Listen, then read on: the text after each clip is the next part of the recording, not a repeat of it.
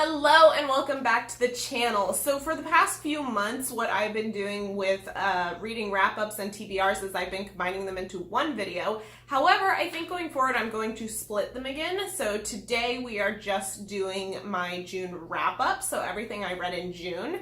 And then in a day or two, my July TBR should be going up.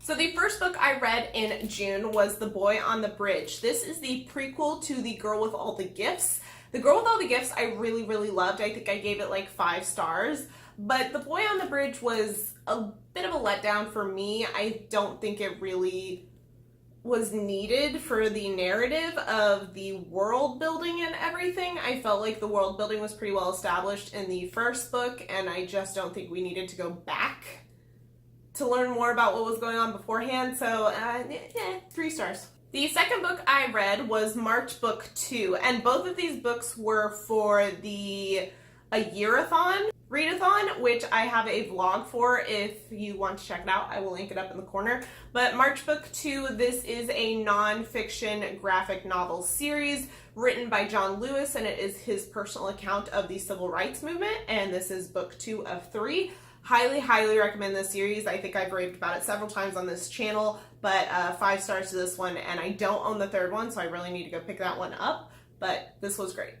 Next up was a book I finished after I had started it during a readathon. I started it during Buzzwordathon, and that is Undead Girl Gang. I loved this book so much. 5 stars for sure. I went out and bought it because my library didn't have it yet, and this came out like 2 days into the readathon, so I really wanted to get it, and I'm really glad that I did go buy it, because I typically don't buy books unless I know I already love them or the author or anything like that. Like, I don't just buy books to buy books. I tend to only if I know I want them in my collection or to reread them or pass to friends, that kind of thing. And I'm glad I took a chance on this one and went ahead and bought it. Really recommend. It's about a group of girls who are kind of witchy in high school, and a few of them start to turn up dead, and then they're brought back to life by one of the friends, and shenanigans ensue. So really good. Next up was another book that I continued from a readathon, and that was When Breath Becomes Air. This is a memoir of a neurosurgeon who gets lung cancer, I believe it is. And this was heartbreaking, but very good.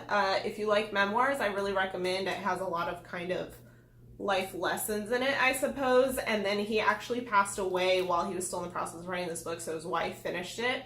And it's just a very heartbreaking but good read. I gave it 4 stars. Next up, I read A Swiftly Tilting Planet, which is the 3rd book in the Wrinkle in Time series. I'm still really enjoying this series. I think it's one of those types of sci-fis that's just like confusing but enjoyable. It's kind of like Chronicles of Narnia if Neil Gaiman had written it. That's kind of the best way I can describe this series, but I'm enjoying it, so I will definitely continue on. I think the 4th one is the last one. No, I think there's 2 more. 4 and 5 are the last 2 in the series, so I'm definitely going to continue and read those. Although I will say I was kind of shocked at the beginning of this one because there's like a 10-year time jump, which I was just not expecting, but it made it interesting. I also ended up reading an audiobook during this month. I read The Nightingale, which, no kidding, I have been on the waiting list for the audiobook since May of 2017 and didn't get it till June of 2018. So that tells you how popular this book is. But it's a historical fiction set in World War II in France when Germany is taking over. I really enjoyed it. I thought it was going to be a 5-star read for a while, but it got really depressing towards the end, which it's World War II, should have been expecting that, but the way it was like paced, like you were kind of hopeful towards the first half, and you know, had some kick-ass characters who were resisting all that jazz, and then the second half, like that was still happening, but all these bad things were happening to them like all at once, and it just like went down a depressing cliff. Which, it's not bad, but it just kept it from being a 5-star for me. But besides that, it was a really good book. I do recommend if you enjoy historical fiction. And the last book that I read in June, which this is part of my TBR clean-out project that I'm doing. I'll link to my original video on that if you don't know what I'm talking about.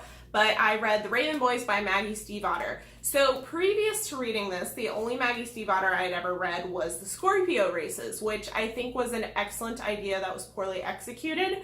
So I was kind of hesitant going into this, but I know that Books and Lala raves about this series.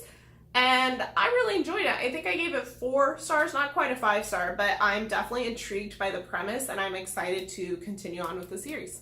And I do have one other book from my TBR clean out this month, which was, well, technically I had 2. I also had Shadow and Bone by Leigh Bardugo, and I also had Sabriel. So Sabriel I chose to keep as my save for the month, and then Shadow and Bone I did end up starting to read in June, and I got a good chunk of the way into it. However, I didn't quite finish it in June. But for my own self-imposed rules, if I at least start it and get, more than like a chapter or 2 into it, I can go ahead and continue reading it and not count it as a save and not have to drop it off my TBR. So that one I will continue reading in July, and hopefully you'll see that on my July wrap-up.